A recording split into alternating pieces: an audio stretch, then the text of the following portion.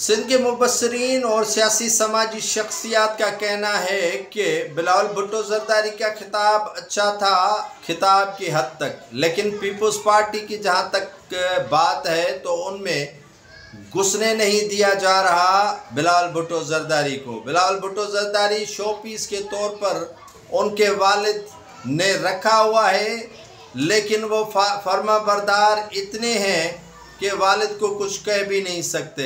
इमरान खान के लिए बिलावल भुट्टो जरदारी का कहना था कि उनसे ज़ाती दुश्मनी नहीं है, लेकिन वो अपनी वालदा की तरह उठ खड़े भी नहीं होते कि पावर या पार्टी के पॉलिटिक्स अपने हाथ में रखे। इतना फर्मा बरदार है कि बिलावल भुट्टो को पार्टी के अंदर घुसने भी नहीं दिया जाता। मोहतरमा बेनज़ीर भुट्टो ने भी तो अपनी वालदा को बाईपास करते हुए पार्टी की सारी कमानें अपने हाथ में रखी थी, लेकिन वो हिम्मत कौन दिलाए बिलावल भुट्टो जरदारी को। एक शेर याद आ रहा है, तुम में हिम्मत है तो अब्बा से बगावत कर लो, वरना तुम इस हाइब्रिड सिस्टम से शादी कर लो।